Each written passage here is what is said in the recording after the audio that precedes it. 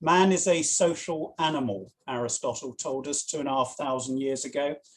And for vast swathes of the younger generation, socializing means nightclubs, festivals, and outdoor events. The UK is world famous for them, and for many, that's the reason they love to live here.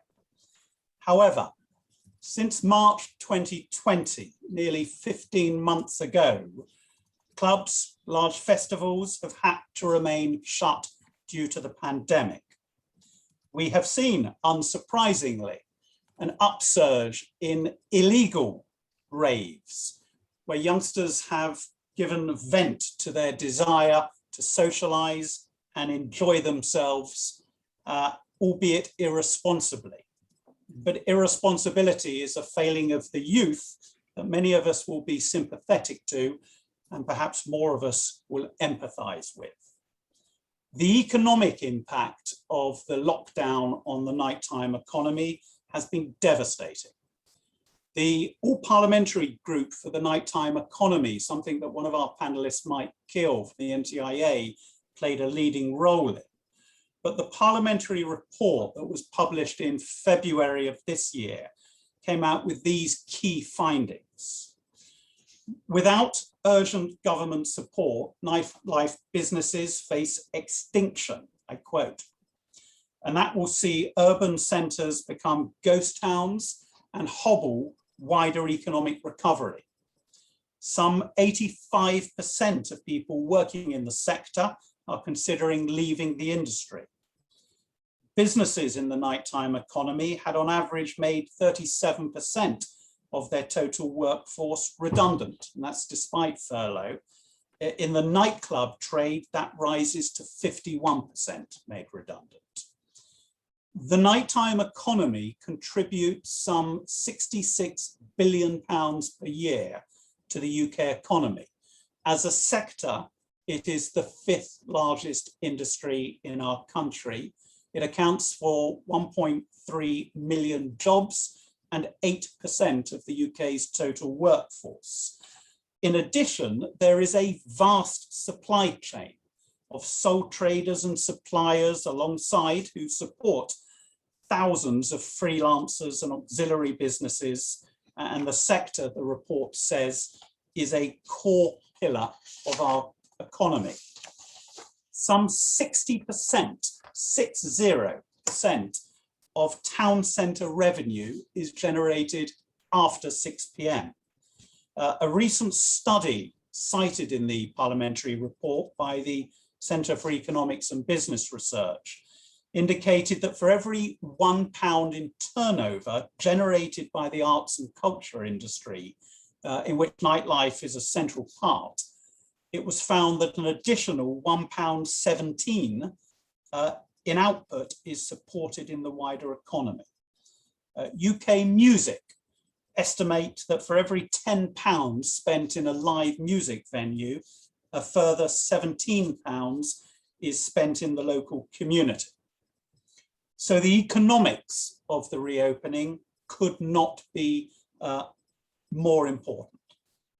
Now, moving away from pure economics, the government in February 2021 announced its plan, its timeline for the reopening of venues, the spring COVID strategy. Step 3 has just been confirmed by the Prime Minister. 17th of May, as we all know, opening of indoor hospitality. The aim, subject to data and things going in the right direction, fingers crossed, is that by the 21st of June, all restrictions will be removed that currently prevent nightclubs, large festivals and events from taking place. And in order to support that reopening, the government has held a number of events, pilot events, as part of its events research program, as many of you would have seen in the news, and some of you would have been involved in assisting. And indeed, some of our panelists were instrumental in those pilot events in the last week or so. I'm going to play you a 1-minute music clip from one of the events held in Liverpool And this was an event organised by one of our panellists, Youssef Zaha. It was 2 events, 30th of April, 1st of May, with 3,000 people on each. And Fatboy Slim, known to his mother as Norman Cook, played this. Jumped the gun a bit, Sue, but thank you. Have a listen to the words and have a listen to the singing along, because this could not be more poignant about what the reopening of nightlife means to the soul of the youth. Sue.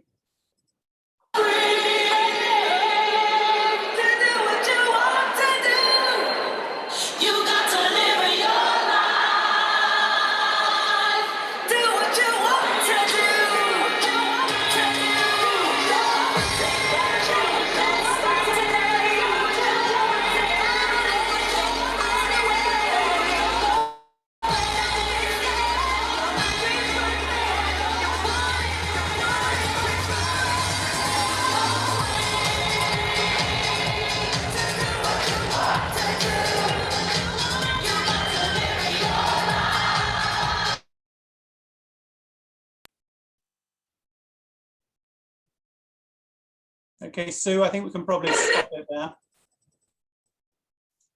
there. Youssef, who was there, he was one of the organisers of these events. It's the circus event in Liverpool. Said you just had to look around to see tears of both relief and joy flooding down the faces of everyone there, including the DJs. In a similar vein, in the Independent newspaper back in October 2020, the journalist Ian Hamilton wrote a telling article called "COVID-19 is Killing Britain's Nightlife." And he had this line to say at the end: "We need to think carefully about whether we want a government that has an ambition for us all simply to exist, or one that aims for living a life with all its experiences and shades of enjoyment. Nightclubs and the wider nighttime economy are not a nice to have optional extra. They are, for many, the only way to feel as though they are alive and not simply existing." That's the prize. And all of us involved in licensing, whether we act for the trade or whether we act for regulators or are regulators, all of our job is to enable human joy, human socializing, and human fun. And we should only intervene when things have moved to a position that harms the wider community. And then if there is intervention, it should be no more than the minimal possible to get things back on track. That's our role as regulators in the road to recovery, and it is a noble and honourable task. Now, I want to introduce the 4 speakers we have today. We're going to begin in just a moment with Mike Kill. I'll introduce everyone now before handing the floor over to them. They're the experts. Mike Kill has spent some 25 years in the nighttime economy industry, but more recently, he's been the chief executive of the Nighttime Industries Association that was set up to provide a voice for the nightclub and associated industry, and has had a really powerful and helpful influence over government policy in recent months. I suspect Mike would say he wished it had been even more influential, but there is no one who has done more to bang the drum for the nighttime economy than Mike Kill in his role with the NTIA. We also have Carly Heath, who is the Bristol Nighttime Economy Czar. I don't know why they keep calling them czars. The last czar didn't end up particularly happily. But anyway, I think her official title is Bristol Nighttime Economy Advisor. And she's employed by the Mayor of Bristol and has been part of the research team at the University of the West of England, studying the effects of the pandemic on the cultural industries.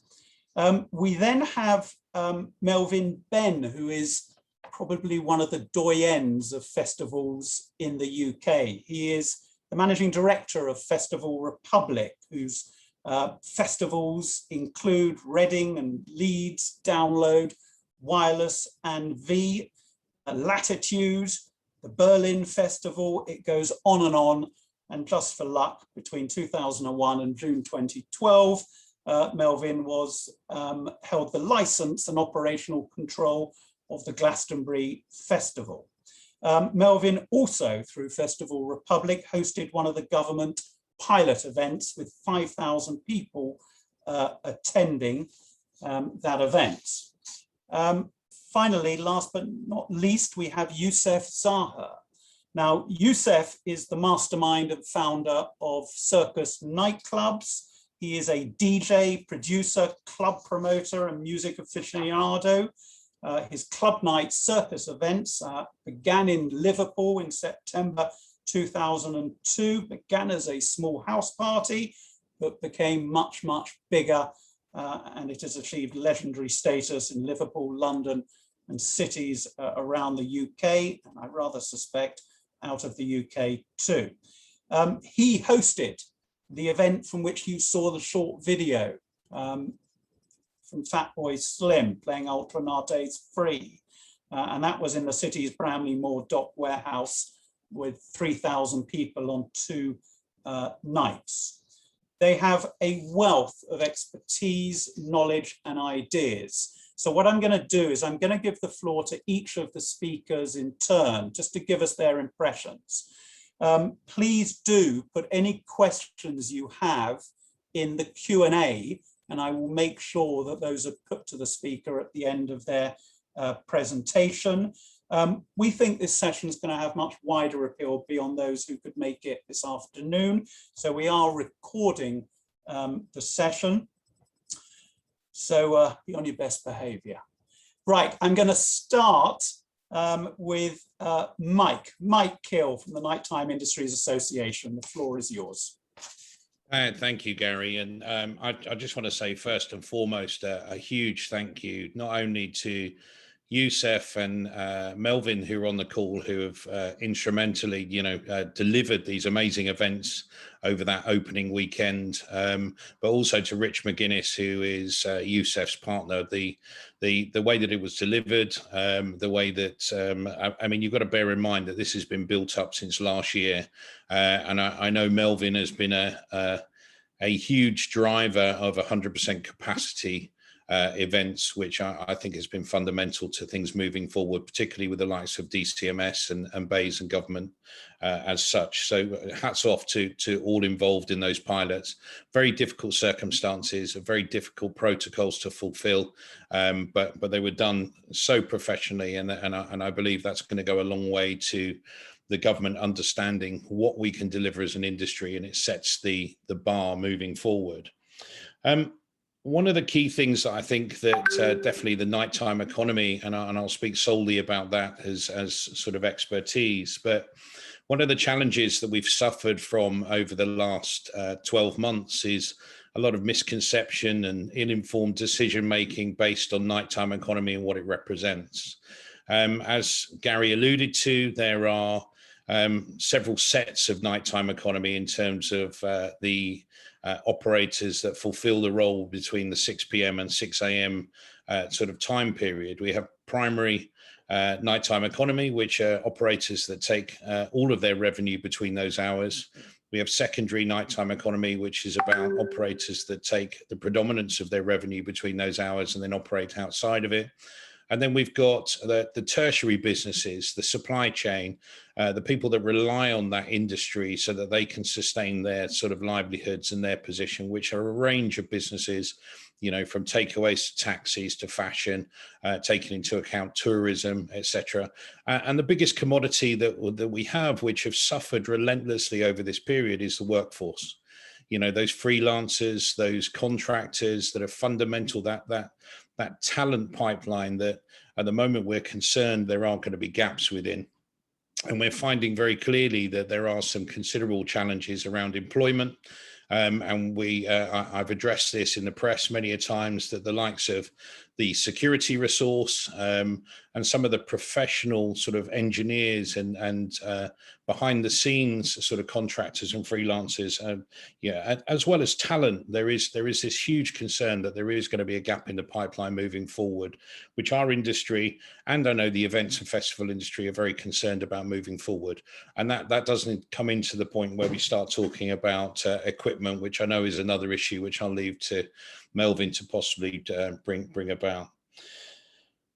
We, without a doubt, fall within a category of the government having a deficit in knowledge of the impact of the economics for our sector, its cultural importance, but more importantly, I think the one thing that has come about with the nighttime economy is the importance of the impact on communities, the importance of the hospitality sector when you talk about bars and pubs being the hubs and pillars of community, as well as nightclubs being a cultural outlet, whether you're playing jazz or electronic music, or whether you're just going out to play as a live band.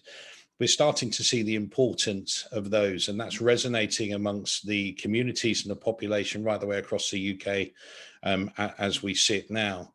And the one thing that I would more importantly sort of highlight is, as we move forward through the 17th and indoor hospitality starts to open, and we start to see the resonance of performance, albeit with social distancing, which is probably one of the biggest Achilles heels that our industry can suffer from, we're starting to see a greater mutual respect between business and the customer. And it's coming back in the fact, and I'll highlight this very clearly, when Youssef, in his moment of joy, shared the pictures of what were going on Friday and Saturday night, and we posted across our socials. I mean, the uptake and the emotional output from that, and the resonance within many communities, not only DJs who were quite upset and quite tearful standing behind the decks for the first time, but the amount of people that threw back comments of support and emotional sort of presence, and forgetting what it felt like just through that visualization, without talking about what they experienced when they were physically there, was immense. And that just shows how much people miss it, how much they are ready to come back, and how much that our industry need to work collaboratively with authorities, regulators, and key stakeholders to make sure that we come back, and we come back for good. And we come back in a way that is safe, that is viable for these businesses to sustain. And on top of that is something that we come back where we're going to create return visits, and people are going to enjoy this movement forward. The big concern with all of this is, come the 21st of June, are we going to be able to, is the government be able to fulfill its position in terms of withdrawing restrictions and coming back at 100% capacity without having these caveats, which are either going to limit or create barriers between ourselves as business and industry and the customer? There is a real concern there. We are working harder in the background, but the key message that I really want to give across here, just to finalize, is we have to stay pragmatic. We need to approach this from a perspective that we're all in a very difficult situation, whether you're a police officer, whether you're a licensing officer, or whether you're a club or a bar operator. Let's make sure that we're working together through this difficult period and getting things right together. We're not going to get them all right, but we are working hard to try and get to that point, because the last thing we want to do is close down again and be subject to the period that we've had recently and the financial hardship, particularly the likes of clubs, events and festivals have suffered in the last 12 months. So thank you very much, Gary, and I hope that gives a synopsis of where we are and how we can focus on moving forward.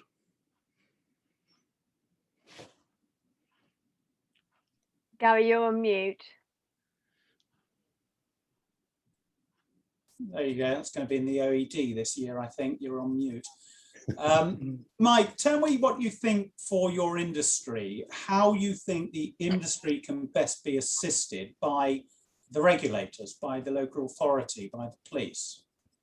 I think the key thing is collaboration, consistent communication, and just realizing that everyone's in a difficult position. I don't think anyone around the table, when I speak to regulators or local authorities, gets these guidelines straight away. We've seen this from the 17th. and the guidelines that are being released, there are lots of questions still. There are lots of questions in terms of the ambiguity of some of the guidelines. Some people get it straight away, but I think the important part is collaboration. We can't move forward as operators without a joined up approach, which brings together those key stakeholders, obviously the enforcement officers on the ground. I mean, we have suffered and been challenged with the fact that, you know, different personalities and different businesses have different relationships with those stakeholders. But I think in this environment, we've got to come together and kind of work as collaboratively as possible to ensure that we overcome those. You know, we're not in a good position. We need to consider the financial position of many of these businesses, but we also need to work within the guidelines to ensure that we're delivering a safe environment so that we've got continuity and we're not in a position to close again.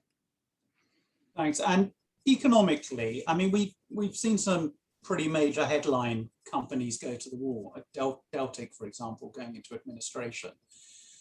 Do you feel that we've only begun to see what the financial impact is, and once all the furlough is lifted, we're going to see a lot more financial devastation in the industry? How are they going to recover financially?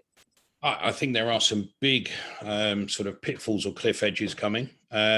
We've got commercial rents that come to an end in terms of the moratorium by the end of June. There still is no intervention from government. There's lots of conversations, but that is a big issue, because I think it's just over, I think it's 85% of businesses out there are suffering from rent arrears, and without a solution, and if there is no change at the end of June, they're going to end up at a cliff edge where they're going to end, you know, that the landlords are going to take action. In terms of losses, you know, they've had phenomenal losses. The debt levels that we're looking at for many of the businesses they're at the acute end of our industry is phenomenal. You know, from CBILS loans, I mean, they're taking every opportunity to try and sustain their position. Some have opted out. I mean, pre-budget, pre-roadmap, we were losing about 40 businesses a week. I think there's about 12,000 businesses that have closed from the nighttime economy. And for every 3 businesses that are closing, only 1 is opening at the moment. So that's some very real-time statistics of what's going on under this current environment and how difficult it is to trade. There is a lot of cannibalization as well. Many of the industry that have cash rich are out there obviously doing deals and cheap deals with people to get them out of their position. But there is a worry with that, because you know, we're going to lose that independent level of businesses that really are, you know, important to the cultural sector. So there is an impact long term. Without a doubt, I believe there was a quote of something like 90 billion that had been lost since the start of COVID, but that was a range from the hospitality sector as a whole. And I think there's something like 660,000 jobs that have been lost so far, which are mainly from the age groups between 18 and 24. So youth culture have not only been socially starved, but they've also lost their jobs or their part-time roles in the middle of education, which has put them in some financial difficulty also. And I imagine you'd agree that licensing plays a part in helping this recovery, firstly by permitting events to go ahead, and secondly by being extraordinarily cautious for a local authority before imposing reams and reams of conditions on a license, because every condition that goes over the top is money off of the bottom line of that particular operator. And in the state you're in at the moment, that can be the difference between success and failure economically. I think there's an argument over proportionality. I mean, we are just confronting Scottish government at the moment about the level of proportionality that are being put in place, particularly in Scotland, where they seem to be quite a way behind in terms of nighttime economy. And the concern is there's no roadmap or no indicative date that we can see. So there are some challenges. Without a doubt, I think there needs to be a pragmatic approach. They've got to consider the outputs here when we start talking about ventilation and mitigating measures that have come in place. I mean, the quotations that I've seen for ventilation within premises far exceed, you know, anything that anyone is willing to pay. So I just think people have got to be realistic in terms of the approach. collaboration is key, but we are getting to a point where we're seeing 7 in 10 people who are expressing a level of antibodies. So at some point, we've got to consider the fact that this is going to become endemic, not pandemic. And then we start working with the virus to move forward with a very stringent policy around vaccination. And I know Melvin, I'm sure, will bring it up in terms of the testing parameters for the larger scale events, but there are some challenges logistically around testing within high streets and some of the other venues and propositions out there, because it's not a one size fits all. But I think we've got to be open-minded, we've got to work forward, and we've got to work very closely with stakeholders so that we can deliver in line. And there's just realistic options in terms of delivery. And I do think, I mean, you know, speaking to Youssef and the guys when they did the club show, there are other environments that potentially need to be tested, which we've put forward to the likes of Bays and DCMS to have a look at. Because if I take, for example, you've got things like the Academy Group, which is a mix between live and club show. You've got things like VIP clubs, which happen in the likes of Soho and Greater Manchester, which are 300-400 capacity, but more sedentary. There are other environments that need to be contemplated in terms of the club or nighttime economy businesses when it comes to the management of COVID. Mike, thanks very much. I'm going to hand over now to Carly Heath, our Bristol Nighttime I'm Not a Czar. Carly, over to you. Thanks, Gary. Hello, everybody. Thanks for coming to join us today. I am the Nighttime Economy Advisor for Bristol. So my job is to sit between nighttime operatives and the council. And I have a background in music, arts and events. I've been a promoter for many years and I've worked in the nighttime economy my entire life. So as what's previously been said, we consider the night to be everything that exists between 6 p.m. and 6 a.m. The city doesn't stop at 6 p.m. So the night is the lifeblood of where the city happens. And it's so important. It's where communities come together. It's where cultural innovation happens. And I personally believe that the city belongs to everybody and the night should be available to all. So I don't think that it's just clubs and late night venues. It's also local pubs, bars, restaurants. And I find it really interesting in my conversations with stakeholders across the city, how many people realize that they are actually customers of the nighttime economy. Whereas before they hear the definition that it is everything after 6 p.m, they just assume that the nighttime economy isn't accessible to them.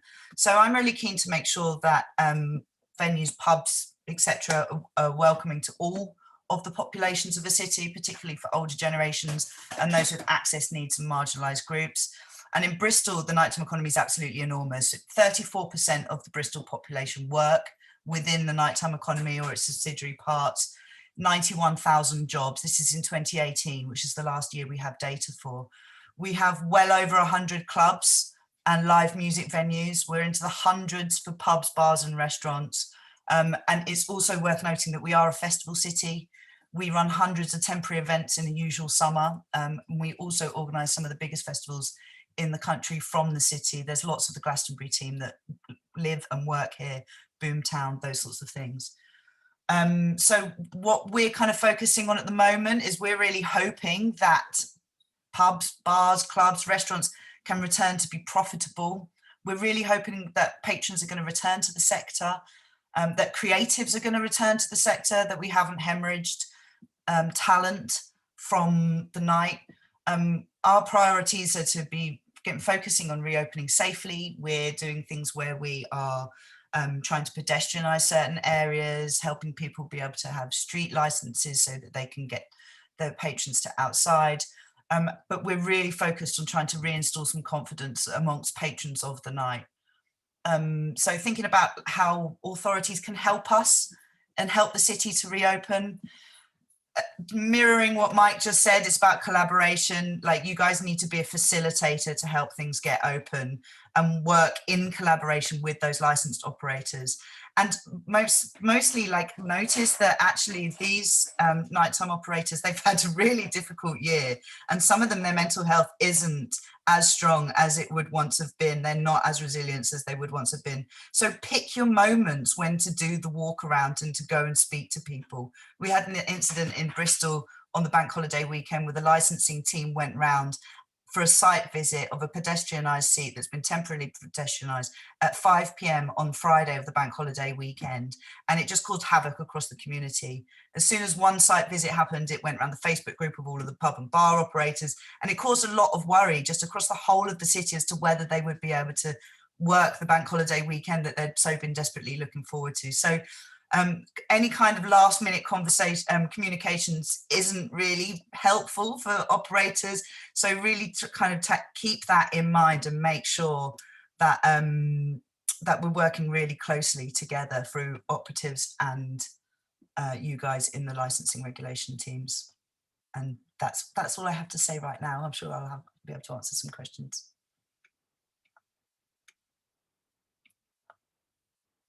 Gary, you're on mute. I can't wait until I never have to have another Zoom in my life. Carly, tell us your role as the Tsar. Explain how it sort of you're sort of the intermediary effectively between the operators and the regulators. How does it work? Yeah, so I'm employed by Bristol City Council, and my job is to kind of be the conduit, so to speak, between nighttime operatives, freelancers and creatives within the nighttime organisations, and the City Council and the various representative boards within there. So the night hasn't traditionally had much representation on a city level where decisions are made that impact our industries. So I'm there to bring the perspectives of those nighttime operatives and to help Bristol sort of create a bit of a vision for our nighttime communities. What is that vision? One where we're all welcome, one where, you know, I would love to see more families. I'd love to see older people. I'd love to see more marginalised communities access the night. I'd love to understand why some communities don't feel like the night is for them. And yeah, I'd like to see a more of a thriving city after dark. Great. Could I just remind all the attendees, feel free to ask any questions in the Q&A. Everyone's being surprisingly reticent, but that may be because the speakers have been so comprehensive in what they've had to say. But please, all the thoughts of attendees, ideas, questions, more than welcome, and we'll answer those around the panel. Carly, thank you very much for that. I know you have to go by 3 o'clock, but hopefully you'll be able to stay with us for another few minutes. No problem. I'm going to move on to Melvin Ben, the Tsar of Festival Republic. Melvin, you've been involved in some of these pilot studies as well as festivals more widely for many, many decades. Would you give us the benefit of your experience and hopes, please? Sure, thanks, Gary. I guess I'll start by saying that fortunately, you know, picking up on the comment that man is a social animal, fortunately women are too, otherwise I would only sell about 50% of the tickets that I normally sell, which for instance in Liverpool for the Sefton Park, it was actually 6,100 it was that attended rather than 5,000, but it would have only been 3 had it been men only, I suspect, or probably even less had it been men only, but there you go. So thank you for inviting me. I guess I've burdened, I can't see the people on the call, but I guess I've burdened more of you on this call than I care to remember with temporary and permanent premise licenses over the years. I've been doing this a very long time, as I'm sure a number of you will be aware. I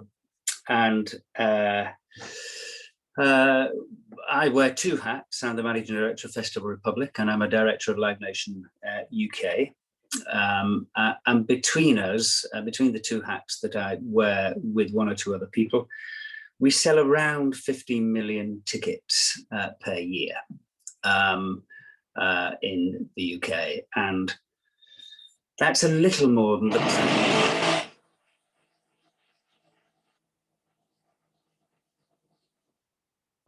Could you let me just get rid of my builder?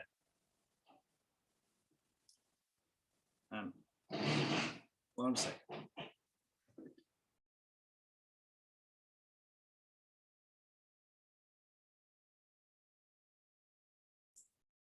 well, it's not quite Handforth Parish Council, but Melvin will be back in just a moment.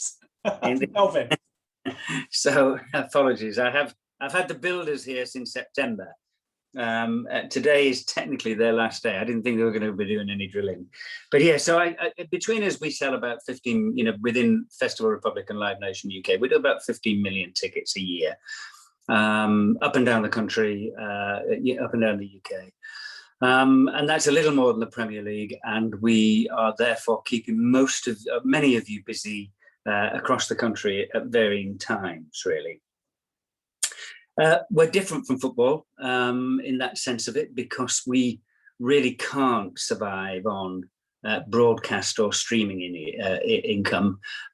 We really have to have the people on the ground in the event, looking at the artist, cheering the artist, creating that atmosphere that you saw from Youssef's night a little earlier. I think I've got 23 festivals across the UK. 23 festivals across the UK, Ireland and Germany, mainland Europe, and probably held more entertainment license, and unfortunately than anybody else, probably anybody else in the world, really, and which is why I look so old and haggard as I do, I'm afraid. The industry has destroyed us. The pandemic has destroyed us. There's no question about it. We went from a very significant turnover to zero turnover last year. Between the FR and the LN hat, we employ around 350 people permanent. And at other times, the August Bank Holiday weekend, for example, I have 4 festivals on during the August Bank Holiday weekend. I have Reading Festival, Leeds Festival, Creamfields Festival, and a festival weekend at Clapham Common. I've probably got the best part of 30 to 40,000 additional staff working across those weekends. And all of that disappeared. Every single bit of it disappeared. And that's just one weekend of the year in that sense of it. Every single bit of it disappeared. Mike made reference a little earlier to my drive towards full capacity shows. I felt that, well, certainly for us, and I think, the nighttime economy, the club economy, the festival economy, the idea of being able to operate at anything other than full capacity is economic suicide for us. We certainly without significant government support, much greater than allowing people to furlough. And so I put together a paper in June of last year called the Full Capacity Plan. I updated it in September, and essentially it was based around allowing people to come to events when the prevalence of COVID in an area was, let's say, for example, below 0.6, the reproduction rate was, let's say, below 0.6 or 0.5, or it might have been 0.4, whatever the number was to be. But when it's at a low prevalence rate, to allow people to come to events where they were all tested, including all the staff, and would allow the economy to rebuild somewhat based on testing and or vaccination. I put that out in June last year, and it's fair to say that I have just about knocked on every government door since June last year in attempting to persuade people that this was a way forward. To do it, I worked really closely with a couple of doctors in the UK, a couple of scientists.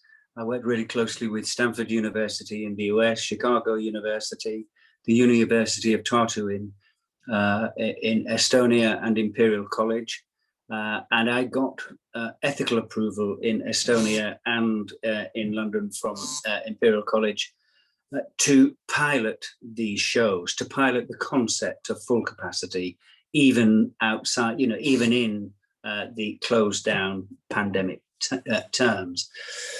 At all times, I was doing that with government, discussing with DCMS and any other politician that I might have the telephone numbers of. And I have a number that I did, but I didn't supply any furniture or wallpaper to any of them. And I text furiously. It would have probably been cheaper to buy a rattan sofa, but anyway, I was texting furiously and calling furiously to try and get people on my side. And as I got in the ethical approval from Imperial College, DCMS and government actually also changed their mind and felt that it would have been it would be valuable to do some pilot shows. The pilot shows that were being proposed were effectively all piggybacking on, initially they were all intended to piggyback on existing events.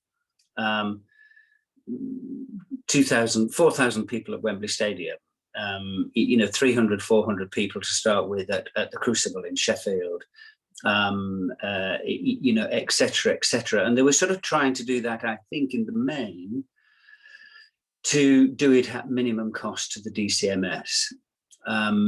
Myself and a number of people, were lobbying and pressurizing them to say, actually, the data that you will get from that won't be data that you can easily transfer into what is my environment, what is Mike's environment, and Carly's environment, and Yousef's environment, i.e. an environment where actually the social interaction between people outside of their social bubbles is immense, and it's non-stop. You go to, and I go to football matches, and sometimes I sit in the posh seats with the owners of the club, and sometimes I sit in or I stand. I hasten to add, I stand. I'm not one of those people that is able to sit at an away match, and I stand in the away end with a bunch of Manchester United fans that are as lumpen as one can be, and I jump up and down, but I rarely jump up and down outside of my social bubble. At a festival, at a music event, at a nightclub, you jumping up and down and hugging and interacting with people outside of your social bubble all of the time. And I was concerned in terms of what the government were proposing around the pilots, that they weren't taking that into account. And Yousef put his hand up in Liverpool to produce a couple of nights at Circus. And they agreed with that, partly because it was based in Liverpool and they wanted to do the pilots around Liverpool. And I hasten to add that quite a number of Yousef's colleagues stroke competitors felt that he was insane to have put his hand up and taken that chance on putting an event or two events together. Hugely brave, really important that he did it. But and of course, everybody now will believe that it was going to be easy and they should have said yes. But it was Yousef and Rich that said yes, and nobody else in terms of that club environment, which was great. I pressed them for 3-4 meetings on the trot to say that without a live music event, what was going to happen was that the results the data would be collected, the scientists would agree. And what was going to happen was when the report was written at the end of this month, Jonathan Van Tam and Sage would decide that there was insufficient data for our sector to open. Fortunately, Nicholas Heitner, Sir Nicholas Heitner, joined the team, the events program team, and he persuaded government to allow the Sefton Park gig as well as the Circus gig to go ahead. Great example of then DCMS, I say great example, DCMS, Liverpool City Council, scientists, music promoters, and a ticketing team that were probably from Liverpool City Council that was slightly out of their depth, all thrown into a hat to make some events happen. It was definitely challenging at times. There's no question it was challenging at times, but we all got there. A couple of things that were interesting on that journey for me. One was and of course, one would hope that after June 21st, we won't face this, that we will actually be open and be without too many restrictions. But one was the difference. Effectively, Youssef had to do the same. I did it.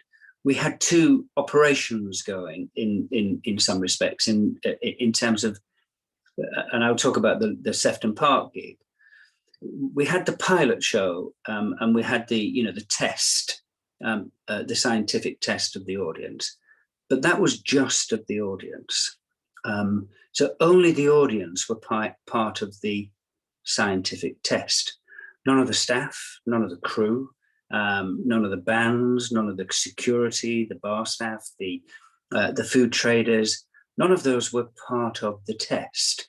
And I'll be honest, that surprised me to start with, because I thought everybody would be included. But on reflection, it made sense in truth, because the test was for the 6,100 people that came as punters to the gig. They all had to come from Liverpool. They all had to live in Liverpool, have a GP in Liverpool, and be over the age of 18 in order to give consent to be part of a trial event.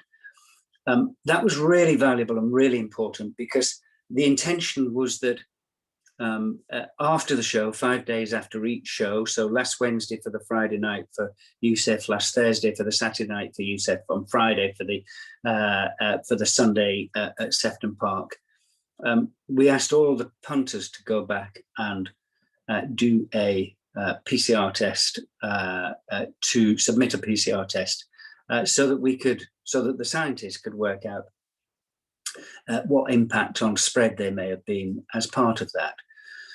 I think they were expecting a response rate of about 10%. I think it's been a little better than that. I haven't got that those figures from them exactly yet, but I think it's been a little better than that.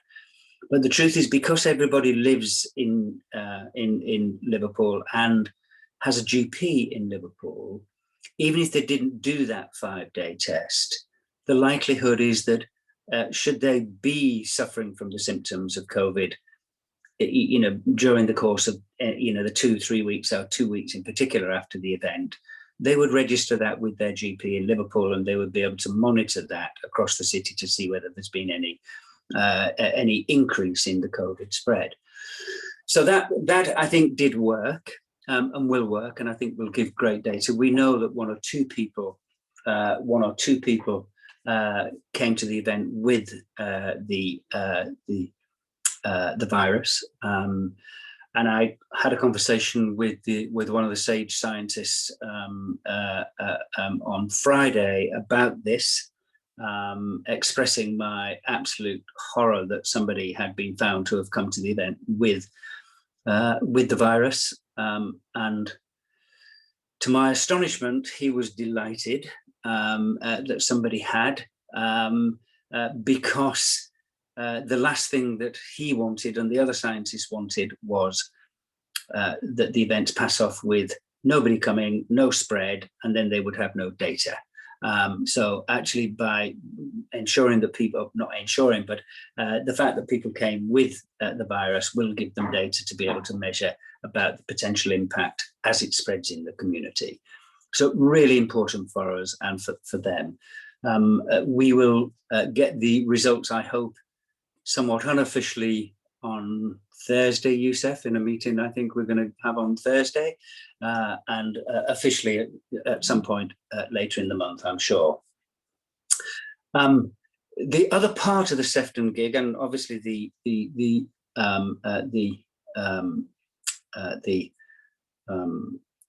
circus nights, as I'm sure Youssef will talk about, is the staff and the contractors. And we were outside, and we didn't necessarily have to, under the Step 2 guidelines, we didn't have to test people all of the time that were coming to work. But I chose to test everybody all of the time to ensure that all of the staff, all of the bar staff, all of the crews, all of the security were tested and COVID clear with a lateral flow test at the same time. I did that with I could have done that in two ways. I could have sent them to the NHS. I could have sent them to, or I could have asked them to do it as a self-test. Didn't feel it was right to do a self-test on this particular show. And so I effectively did a scaled up version of Zoom testing. And so to give an example, we were, if a security company, for example, were to come with 60 staff, or, then we would teach 4 of their key staff how to oversee a lateral flow test. And then that 4 would then ensure that they would have 15 people each or 20 people each that they would guarantee and oversee and become the responsible person for testing that 15 or 20 people. And we reproduce that across all the different crews, across the food traders, across the bar staff, across the security companies, the litter pickers, etc., etc. We did the same for the press, the guests, and of course for the bands and the managers and the agents, etc., etc., including the public health director of Liverpool City Council, who arrived to do an impromptu inspection, and we had to test him and his team at the same time.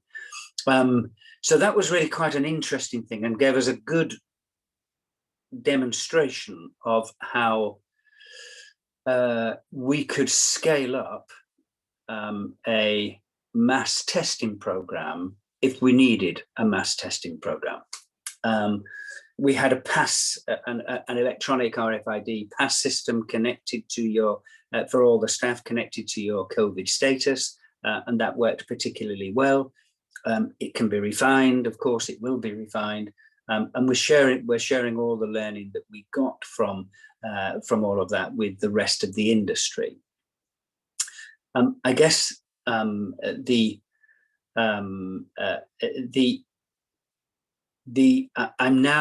now also been asked by government to produce a 3-day camping festival in June as part of the phase 2 of the events research program, to see not to see the impact, because they're reasonably sure that, well, they're certain that the camping festival trial that I'm going to do, and I'm going to do that in the middle of June in Donington Park in northwest Leicestershire. And that will actually, in principle, be to, or in particular, be to test COVID certification. It will be, in principle, to the opportunity of being able to incorporate vaccine status into the admission process, and or self-testing at home, part of the admission process. And self-testing is where I believe we are going to go to. I believe it's where government are going to go to. I'm told that it's actually where the scientists want to go, and the politicians are the ones that are reticent about it. And that the scientists are, it appears to me, coming to the point of view that if sufficient people are vaccinated, if the opportunity of transmission has been reduced significantly by the vaccination program as well, and therefore the opportunity of spread is reduced, that they would like people to self-test in the way that we generally operate, in our workplace, where if people have got the flu virus, we ask them to stay at home and not to attend work, and the scientists, I think, are looking towards that as a route forward, really, and I believe that's where, that's certainly what we're testing at the camping event that we're going to do, Gary, in the middle of June. The event itself was remarkably similar to everything that I went to in 2019. And again, I'm sure Youssef will reaffirm that the circus night was remarkably similar to everything that he was doing prior to March, whatever it was, of 2020. Of course, we had a lot more sanitation, hand sanitation there and that sort of stuff. Beyond that, it really wasn't massively different.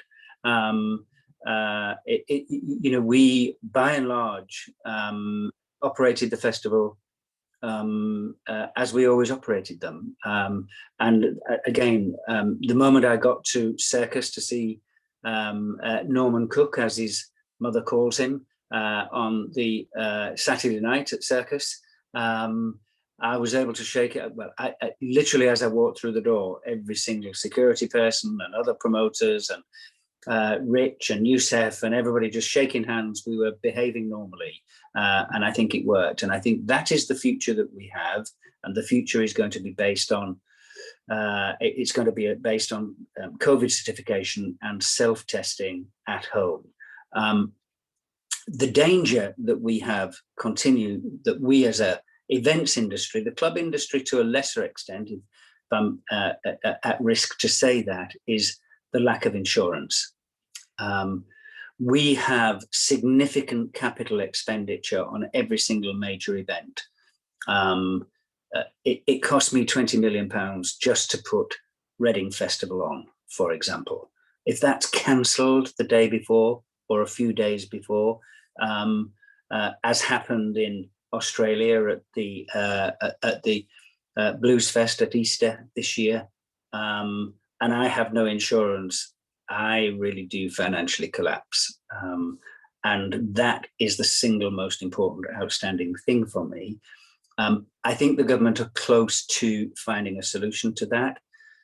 If they do, I think people may be surprised at just how normal and how unchanged some of the things are at festivals and club events compared to, in relation to how they were in 2019, with the significant change actually principally being around COVID certification of one sort or another. Melvin, that was fascinating. Thank you for all that. You were touching on at the end about how similar you think things are going to be. Can you see that the way the government, you're expecting the unofficial results on Thursday? Do you know any idea when they're going to be officially announced? Well, officially they're going to be announced on June the 14th, because all the preparation, the report, the last event in the events research program, or the last two events, one is this evening, the Brits, and the next one is the FA Cup the FA Cup final on Saturday with Leicester and Chelsea. They're the last two in the first phase of the events research program.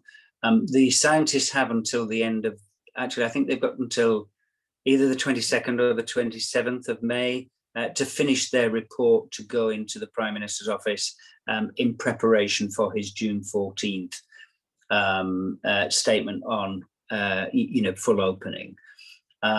Will it be released before then? I suspect that leaks will happen before then, Gary, and it may well be released that nothing adverse or something adverse did happen, and that will affect it. So I don't know that the full report will be released before then, but it would be terrific if it was, because it would give, Youssef and Mike and Carly and myself and others the opportunity to begin to plan. But it would also give everybody attending the conference today would also have that opportunity to plan. My view, for instance, is that subject to Thursday, I am going to announce acts for two festivals that I haven't announced the acts for yet, Latitude Festival and Wilderness Festival. I haven't announced the acts for those yet. I don't want to announce the acts for those yet until I'm absolutely certain that we're going to be able to go ahead. I'm pretty sure that, subject to the call that Youssef and I will have with Liverpool City Council on Thursday, that I will have enough confidence, even if I haven't got it in writing, to think that the results are sufficiently positive for me to be able to go ahead. And so I will start announcing acts from the 24th May as a result of that, and that's because I will be pretty confident that the results are positive and the way forward is now clear. And you mentioned that things will be pretty similar to before, subject to COVID certification, by which I think you probably mean either proof of vaccination and or proof of negative tests. Is that right? That's right, and the government really want to, I should caveat that by saying I'm not speaking for the government, obviously, but all the conversations I have with them suggest to me that they want to use the NHS app as a vaccination proof, and to also, fingers crossed, enable the testing, the at-home testing, or wherever the testing is also to be uploaded on the NHS app, so that the NHS app can effectively become your first, your soft ticket check. You get through the outer barrier with the clear COVID, and then you get into the inner barrier to check your, actual event ticket. That appears to me to be where they want to go. They are not suggesting, at the moment, they're not suggesting that I couldn't go off and use my own app. And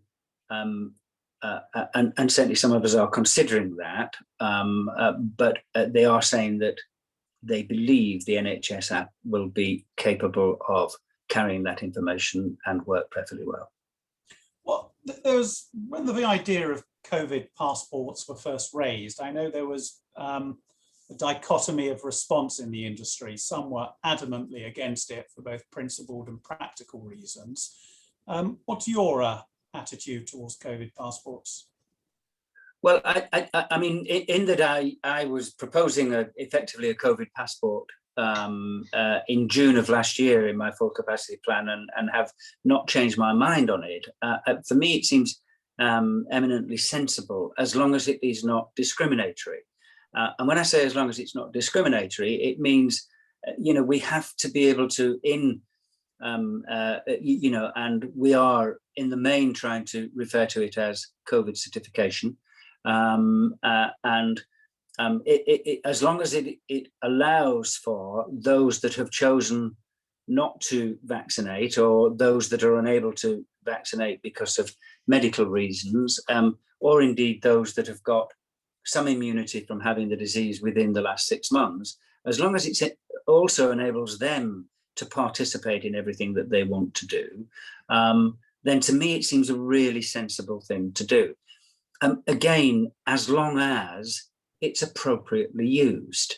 And when I say as long as it's appropriately used, I gave an example to Michael Gove in one of the social distancing review meetings. And Mike, I don't know if you were on that call too, but I gave an example to Michael Gove in that it would be really easy to say, music venues, rock clubs, disco, club nights, anything over 2,000 people has to be, let's say, has to have COVID certification.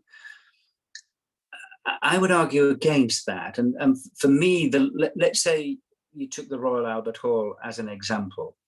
I'm somebody that does go to the Royal Albert Hall, and let's say I went to the Royal Albert Hall to see Lang Lang play his piano, and he plays it well, which is why I'd go and see him. I would go and see him in my social bubble. There's no jumping up and down. There's no hugging people at the end of it. There's, polite stroke ecstatic applause, but little more beyond that. You go to the Albert Hall on the last night of the proms, and it's an entirely different matter. And everybody there is hand in hand, waving arms at each other, hugging each other, participating in an entirely different way. And so there need to be a discussion, and it's certainly a discussion that Michael Gove is having as part of his social distancing review. Will there be a discussion around a risk assessment of each event as to whether there is need for COVID certification. And then if there is, how will all of your members interpret it in the different towns? Now, of course, we don't live in a uniform society, fortunately, but that difference in interpretation could become material to our business. But I do think it's likely. Will they introduce it for, you need COVID certification to go into Starbucks to get a cup of coffee? No, I mean, zero chance, absolutely zero chance. And so it's not going to become a universal necessity, but it may become a necessity at one or two different environments. Thank you. I'm going to bring, just on the subject of COVID passports, I want to bring both Mike and Youssef in to give you to give us your views on it. Perhaps Youssef first. I am the same as Melvin. I have some sort of reluctance to anything. Of course, the practicalities of letting people into venues is something that we want from a kind of business perspective, of course. But I am personally resistant to it, largely because also the other thing, what's a concern is for the smaller venues, the 200, 300, 400 capacity venues, if they have to kind of encourage testing and they have to get their staff tested and then obviously their audience tested, who's underwriting that cost for these venues? So, you know, when things are kind of very tight for grassroots anyway, how are those? How are they going to be offset for larger events? Then it's understandable. We can kind of maybe find a solution there. But for smaller events, especially say Kitchen Street in Liverpool, which is 200-300 capacity, very, very grassroots, to add additional costs onto them could be a real concern. I'm hoping positively that it's not going to be a necessity post June 21st. And that, in fact, sort of leads on to one of the questions in the Q&A chat from earlier this afternoon, that sort of suggests that new costs are something that organisers are not going to be able to get away from as we move forward. You agree with that? Well, it seems to be the case. I mean, of course, when we did our events recently, there was quite a few additional costs, and of course, the events for us were not underwritten by the government either. It was all at our own risk. So again, just for a one-off, it was okay. It was fine to be able to kind of maneuver through them for the understanding of the future. But again, if it was like a regularity that we had to absorb, maybe we would find a way. But of course, those additional costs only go to one portion of the equation, which is the customer, which we are always trying to avoid. Thank you, Youssef. Mike, sorry, Melvin, yeah. I think the government are concerned about the costs, actually, Gary, and I think I would be in the same camp as Youssef in the sense of ideally we wouldn't need any of it at all, and if that's really the ideal. But actually, it feels to me that the way the government are looking at it, and it may change, that it would largely be without cost to any of us, at all, in that they would continue to make lateral flow tests available free of charge for those that need them. And so therefore, and if they pursue the at-home testing where you upload within 24 to 36 hours or 72 hours of the event that you're attending, then that hasn't cost the event organizer, the event owner, any money at all. The only thing that we then have to do is ensure that we have effectively a soft ticket check prior to the main ticket check, which in the main we always do at the larger events. Obviously at a smaller club night, you would do the two things at the same time. You would show your ticket and show your COVID certification. So I believe the government are looking for a low to zero cost option in the short term. And in the short term, I think in the next 3 to 6 months, obviously if the pandemic continues to grow, then we have a whole different ball game. I think they're hoping that it will diminish to a point where nothing is needed much after that. Thank you. Now, Mike, you obviously represent a group that represents all the nighttime economy operators, of which there's divergent views. Is there an NTI position on COVID passports?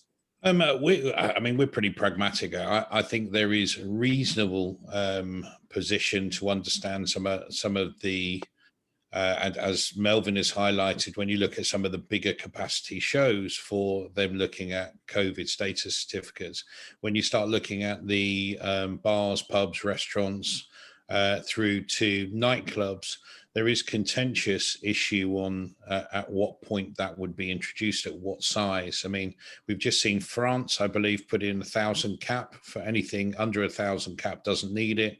Anything over 1,000 cap would require it. So I think the concern is that particularly in the hospitality stroke late night sector, that they're going to create a two-tier approach, which could cause some issues in terms of things like spontaneity, business levels, barriers for customers coming in, as Youssef highlighted. So, and I think the other thing is when we're talking about vaccinations, if we're saying that the majority of our core age group is not going to be vaccinated till the end of July, we're looking to release on the 21st of June, there is quite a big lead time and without a doubt cost, and the implications of cost, not only in terms of staffing, looking at potentially 105 to 110% of resource capacity when you're operating to take into account the public health position, but also to have the costs of potentially additional requirements for sanitation and clean, etc., and PPE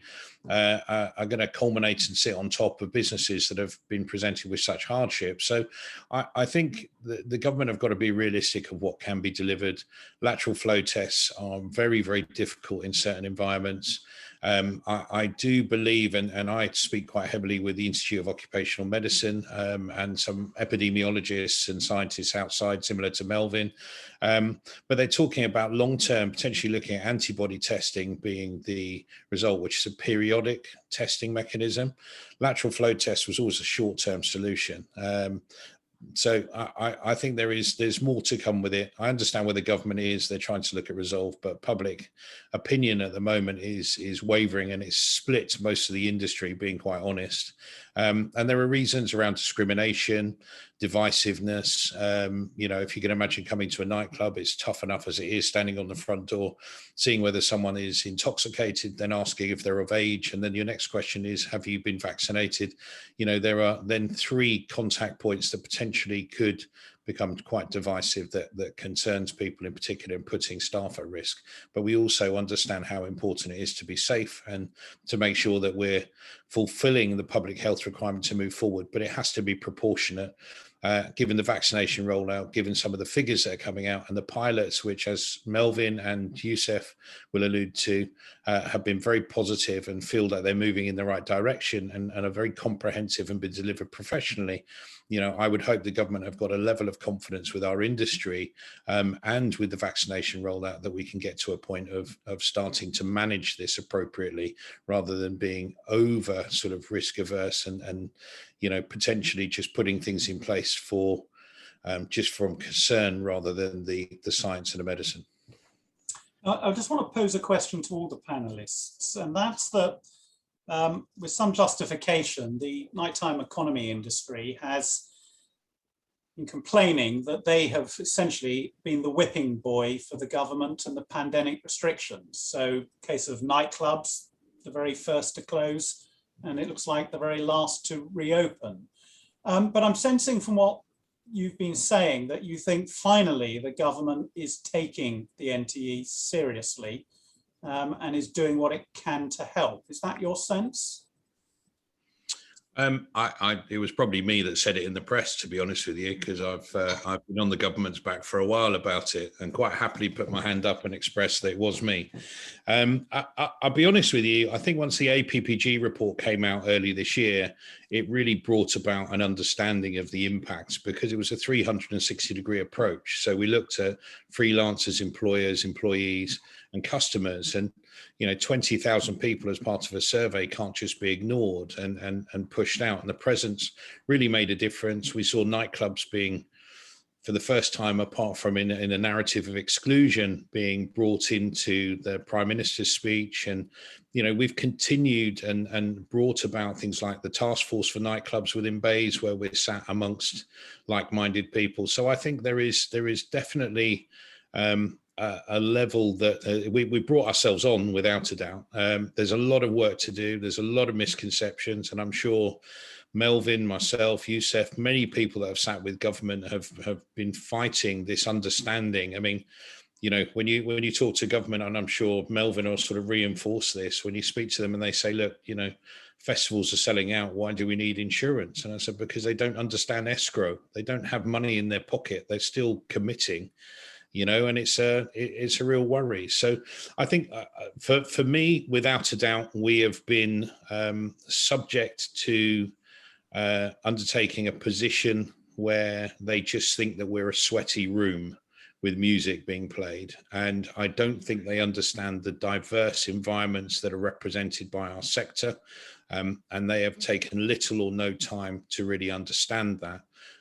If they'd have spoken on a regional basis to some of the licensing officers and police on this call, they'd have easily got the information. But centrally, I think they're dealing with a lot of different sectors continually, and it's been a very hard job getting that through. But we're starting to get to a point where they're understanding that it's not a one size fits all, and they're understanding that we're not going away. So we need to be part of this program of reopening, and we need to hit the 21st, or otherwise there is going to be a catastrophic crash of our industry as a whole. Thank you, Mike. Now this is really aimed at Youssef and Melvin, that there'll be a lot of regulators watching you at the moment who have festivals in their diaries through the big festival period, June through August. And they're wondering, well, are these going to go ahead or not? Which is a question no doubt everyone's wondering. How much notice do you need to be able to give the green light to one of your festivals to going ahead or not? That's for you, Melvin. Thanks, Youssef. Well, I mean, in that sense of it, we're music promoters, we're people that do things, that we're people that create things, and we will do that with as little notice as we are given, if I'm being really honest with you. And an example of that would have been the One Love concert that I produced up in Manchester after the Manchester bombing. I put that together in less than a week. Would I want to do that every week of the year? Not really. The Sefton Park thing I put together in 3 weeks. So we can move pretty quickly when we need to, but in the main, the festivals are our regular business. And therefore we want to give as much time as possible. So I think in fairness, let's say for the July festivals, we're generally looking at the end of this month, the end of May, to take a decision. The August festivals, the end of June to take a decision, and the September festivals, the end of July to take a decision. So we were sort of wanting to be in a position where we were able to cancel to minimize our costs 6 to 7 weeks out of the festival. Obviously, that's unless we had certainty that it was able to go ahead. If we were able to go, if we had insurance, then we would sort of obviously keep going until the last minute, because the insurance would cover somewhat, if not all, of our costs. In terms of the planning, well, we have been planning all of the time on the assumption that things would happen. It was then easy for me to cancel Download Festival on the weekend of June the 10th, for instance, because it was in step 3. It was before June the 21st. It wasn't going to go ahead. So we cancelled that. But everything was in plan. The acts were booked, the stages were booked, the lights were booked, the sound were booked. And that's the case for everything now. Latitude, all of the infrastructure's booked. The medics are booked, the the security are booked, etc., etc. And it's much easier to cancel them to book them, and they're all standing by, as they would say, Gary. It's a disproportionate time as well, though, isn't it, Melvin, where the artists are being told in advance it's part of the deal to be reasonable if you do have to cancel. So in terms of like cancellation fees and things like that, and also it's a disproportionate amount of appetite for tickets at the moment. So under normal circumstances, you know, the amount of people that want to go to these events, we are able to sell out in just a few weeks because of, like I say, the excitement to get back into the fields and into the rave. But normally, without, like you say, without insurance, that would be very, very risky. One of the questions that's been asked in the Q&A is whether, bearing in mind a lot of SIA door supervisors, bar staff, who haven't been able to work for the best part of the last year, would have gone on and done other things, do you have concerns about being able to get the personnel employed for these festivals, club nights? I do, Gary, I do. I mean, that said, I mean, a lot of them have been working at government test centres, but at the same time, I do have concerns. Yeah, I think, Mike, you wanted to add something. Yeah, I also chair something called the UK Door Security Association.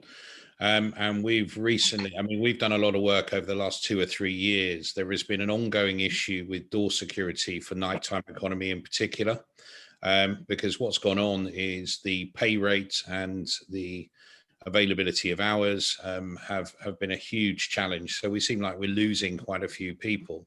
Now, one thing that's happened with regard to nighttime economy is as it's closed down, those people within those roles have had to find other work, and where they would normally do possibly 12, 18 hours over a weekend as a part-time job, those people who do it full-time are now finding work within COVID test centres and in retail, and that's going to continue. So many of them are not returning. A recent survey that we've had a look at is suggesting only 40% of resources available for door security in terms of nighttime economy, and that covers about 80% of the sector as part of the group. And there is an ongoing issue outside of that, as the SIA have now changed the training mechanism from 5.5 days to 7.5 days to increase the quality of operatives coming in, but they have to have a first aid certificate before they start that course. So anyone new coming in has got 7.5 days worth of training plus the first aid course. Now, what's happening is between a security guarding and a door security license, the door security license allows the license to be used as security guarding.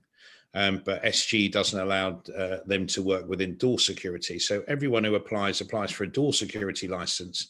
So the SIA are in a position where there's a bit of a false economy. They've got 14,000 applications going through a month. And the majority of those applications, somewhat about 70%, are actually not working within the industry. So we're actually not seeing a replenishment. And what we're worried about is once we get to the point of the 21st of June, there isn't going to be enough security to go around, given the fact that some of that security will be looking at a more compressed events and festival sector season, on top of many of the businesses like nightclubs, late bars, trying to open as many evenings as possible. And there is a huge concern that's been highlighted with the Home Office and also with BAYS and the SIA. And we're working on a position to undertake to try and drive more people to the sector as a whole. So there is a big concern about it. There is a huge shortcoming which has been expedited given the pandemic. And we're still in the middle of trying to resolve that, but many people are still suffering and trying to actually get the resource levels required. But I can see once it gets to the 21st of June, we're going to have some huge problems that may have to be looked at in the same way that the 2012 Olympic security fiasco sort of came about. And without meaning to be political, and apologies for using the B word, but is the Brexit going to have an impact on your ability to get staff? It's already having a massive impact. It's we've seen some quite big changes in terms of the accessibility. Many people who were within the sector have gone back home and are not returning for different reasons. So you've got a shortcoming not only within Brexit, but you've also got people who have redeployed. And off the back of that, you've got the SIA, which have got skewed figures and a misunderstanding of where the usage is, which is not giving us clarity on what the impact or requirement would be, given the fact that public health is going to require us to have a higher level of security resource, not only for events and festivals, but also for clubs, bars, etc. moving forward.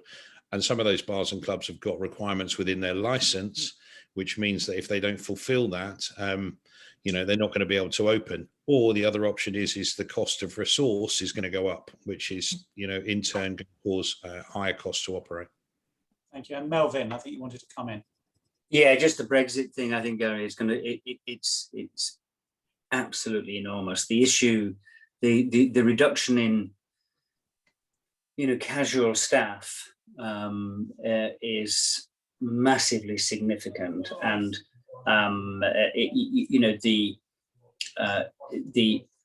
in the main, certainly in my environment, in the festival environment, the pressures are high.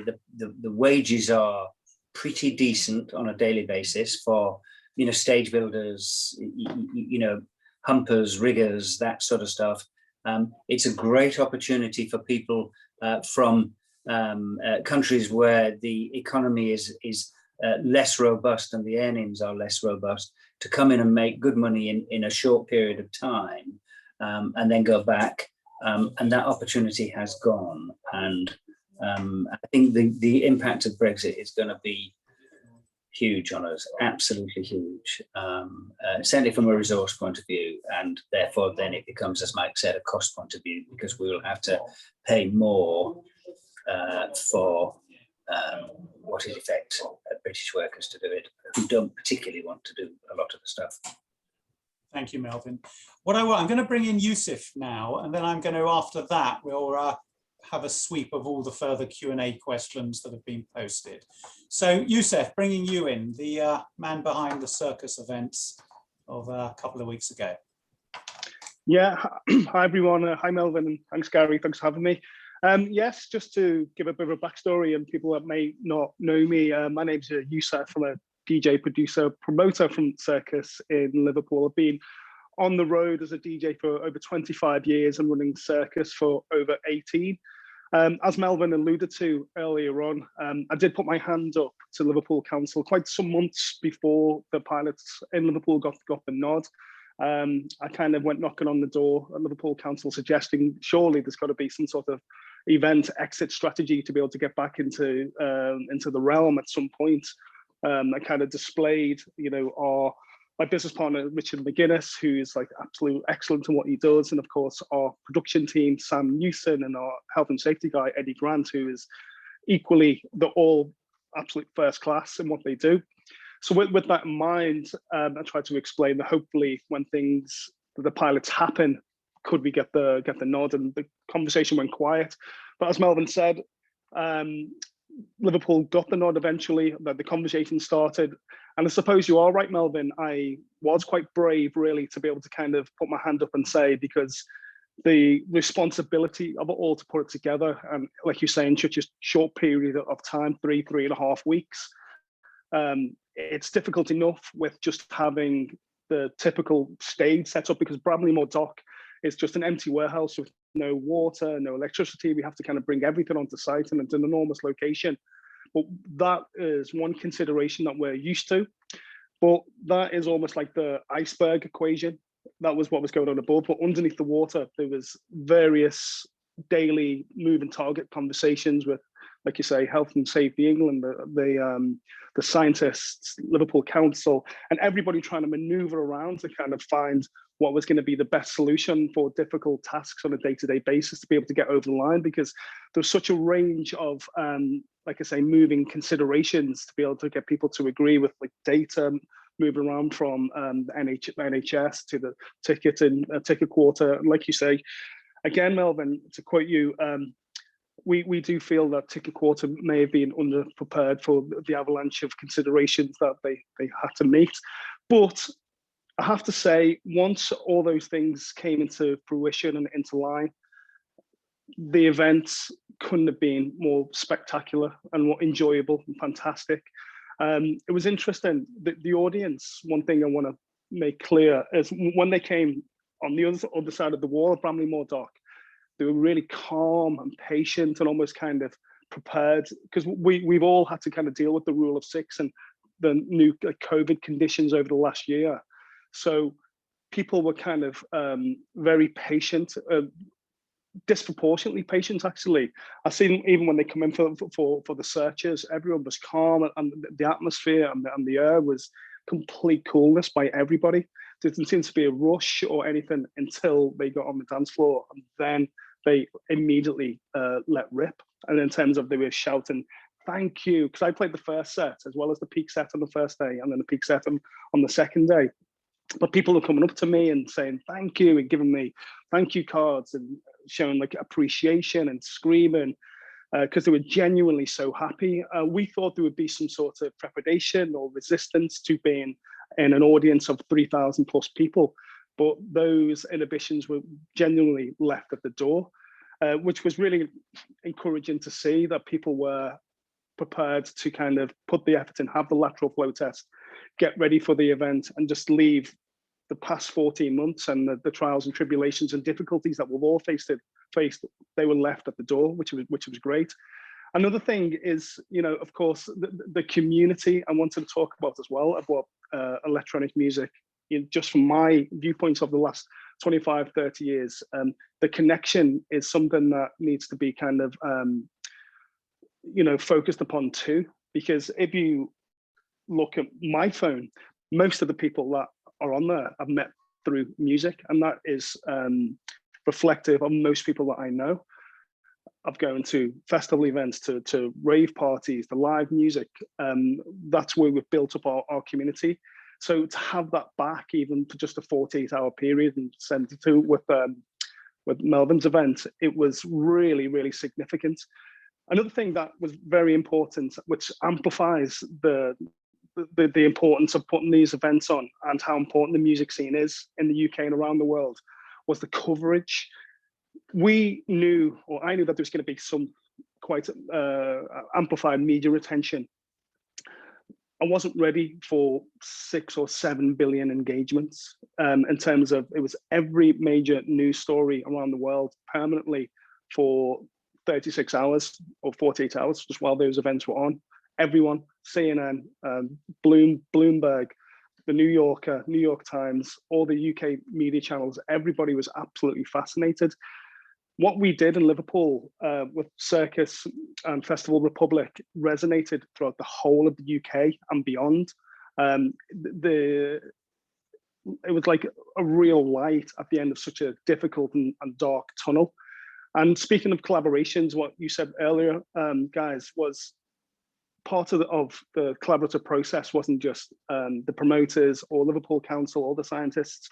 It was the ravers, the people who came to the event. They contributed to what we required out of this just as much as everybody else.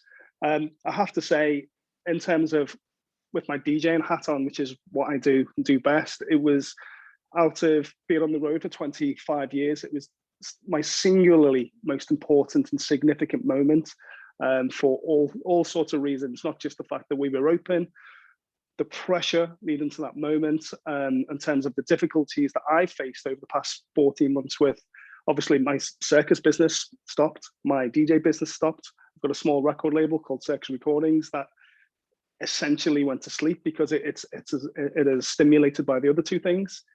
So to have a moment where we had some sort of potential income for the first time in 14 months, where people were on the dance floor and they're ready to go, the difficulties to get to that moment, talking about the complications with the scientists, and obviously the reality of what COVID has been like as well. It was an enormous release. And like you said earlier on, Gary, for myself, I played Free by Ultra Nate 2, and I know Norman did to close his set.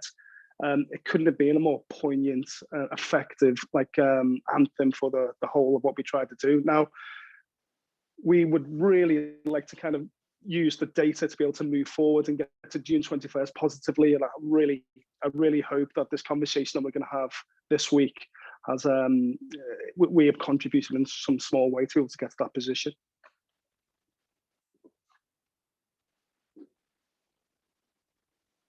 there. Youssef, a lot of the can you hear me now? Yep. A lot of the creativity in music is designed and aimed for being played at clubs and festivals. What impact has the last year had on the creativity, the mixes, the music being made? Well, yes, I think a lot of people in my field, or the DJ producers, kind of almost like down tools. They didn't want to make music. They couldn't feel motivated. They didn't have that kind of channel to be able to kind of release and understand and connect. Myself, in terms of the music that I make, I decided to kind of use the time to open up a bit more creatively, more vocals, a different kind of sonic range in terms of the way the music was mixed down. And I wanted to be able to kind of have more Spotify friendly tracks, if you like, rather than just kind of DJ tools like club bangers, as they're called. So in one way, even though clubs were shut, personally, I used it as an opportunity to be creative in a different way. I also used my time to do what I could to support and fend for our industry.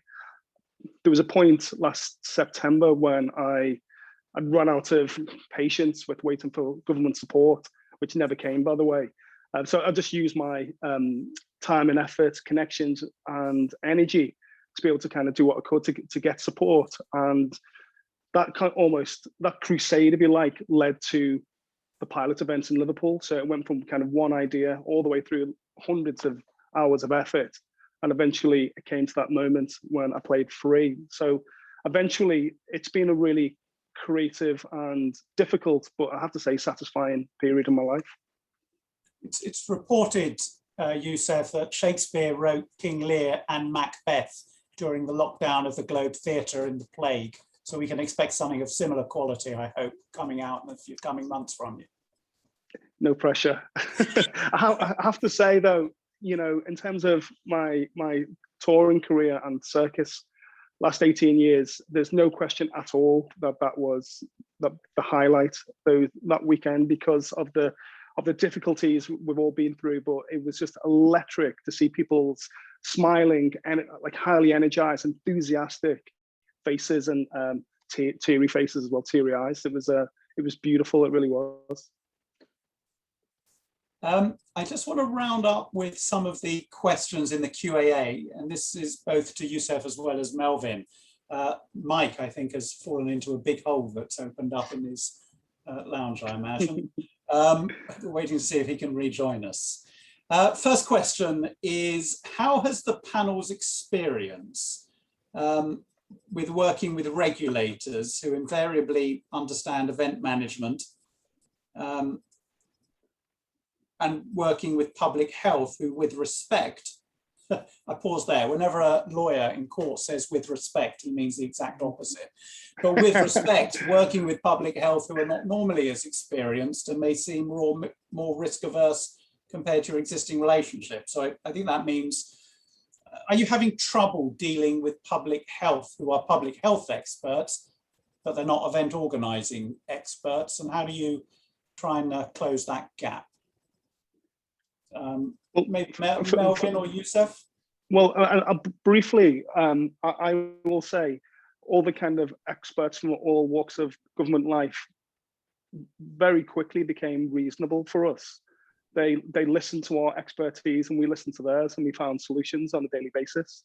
So even though that they had their own understandable restrictions, they listened to our needs and necessities, and we moved forward together. So you experience a can-do attitude from the regulators and government rather than a computer says no one. For me, it seemed that way. I think at first I was expecting the computer says no, but I found the whole experience with them very, very positive, to be honest. Melvin? You're on mute, Melvin. Excuse me, I'm sorry. I'm glad you got one in there, Gary, telling somebody else they were on mute.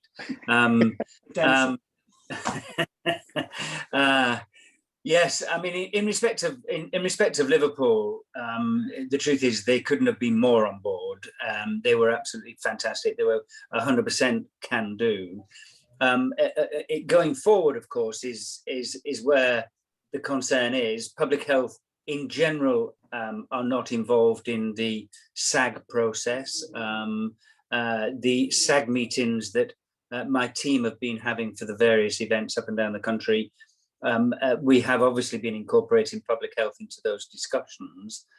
Thus far, they have been supportive, but we have principally been talking conceptually at this point in time, because they have been supportive of the idea of, in the main, bringing 100,000 people into Reading, while it's not entirely real.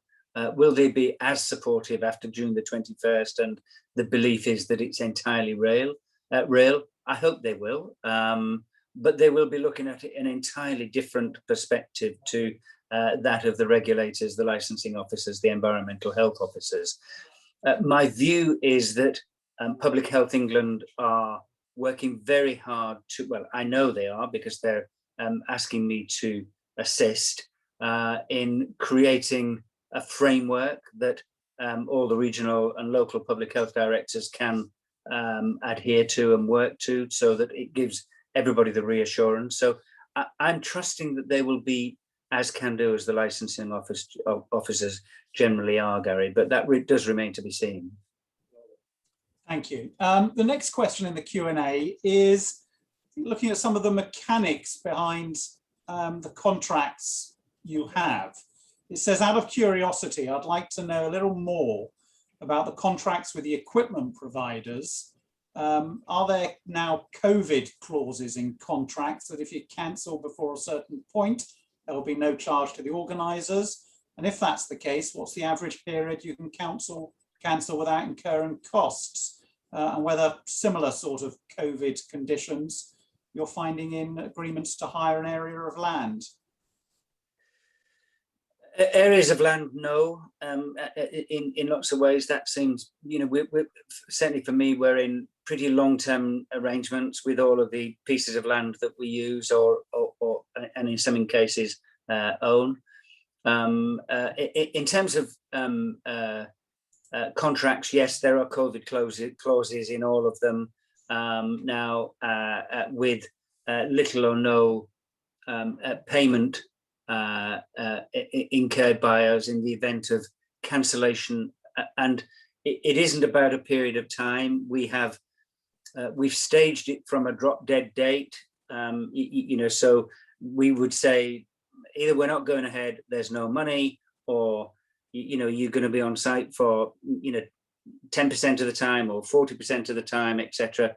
And we're having to look at it on a real cost basis to the contractors, because clearly, we can't afford them to be totally out of pocket for their staff costs if we get cancelled the day before. But we wouldn't necessarily be incurring any equipment cost, but we would certainly have to look after all of the staff and transport costs and accommodation costs and things like that. So we are still exposed to a fairly significant level, Gary, but maybe 10-15% less than we might otherwise be in normal times, but it's still a significant level. And you mentioned earlier, Melvin, that insurance is one of the major issues, and you think there might be a chance the government may step in and act as some sort of guarantor.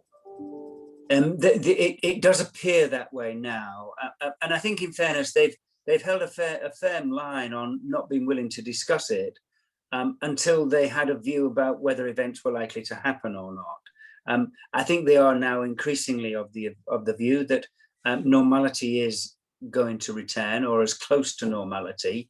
It may not be full normality for the West End theatres that depend a huge amount on international tourists, for example, and other events of that sort.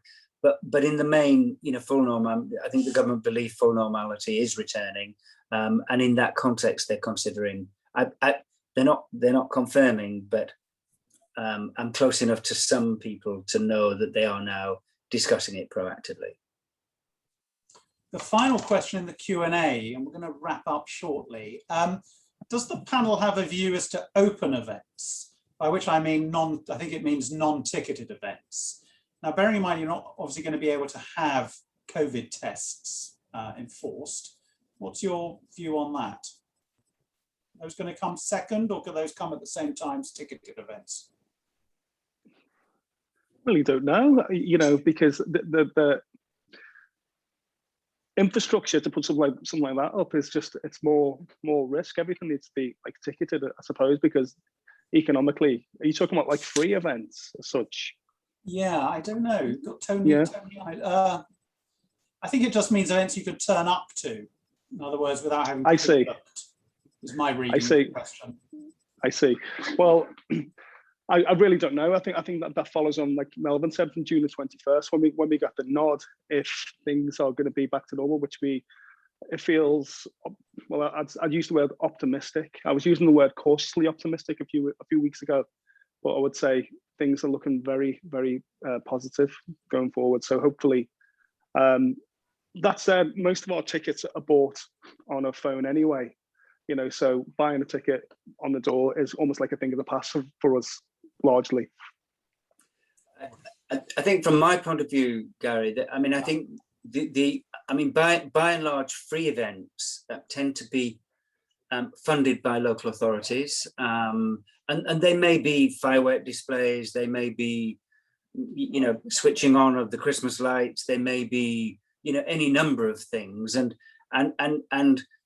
obviously there's no mitigating factors, or very few mitigating factors that one can put in for a free event. And if Public Health England, or the local public health director, is concerned about a large gathering of people around a particular time, and it's a paid event, a paid concert, a paid festival, a paid horse racing activity, or whatever, then mitigation around testing could be put in. If the public health director was concerned about a firework event that was free, the advice may be to not go ahead with it. And I suspect that would be the route of travel on that sort of thing, Gary. Thank you. All right, I think we're going to wrap things up there. It's been a fascinating afternoon, and many thanks to the panelists. So Melvin, Youssef, and Mike and Carly, who have had to leave us. Thank you also for the attendees, and for Sue Nelson at the IOL for organising today. Let's hope after the 1918 pandemic, we had the roaring 20s. Let's hope that's repeated. And you guys are going to be at the spearhead of creating that, with all our thanks. Melvin, I'm assured that Aristotle's remix is going to be called Humans Are by Nature Social Animals, and then I'll face all the discriminatory claims by the rest of the mammal kingdom. Indeed. Thank you to everyone. I say this has been recorded, and I think, Sue, with a nod, you can indicate it will be put online somewhere. It's been a fascinating afternoon. Thank you to all speakers, and for those of you joining us. Thanks so much. Appreciate it. Bye, guys. Thank you, Gary. Thank you, everybody.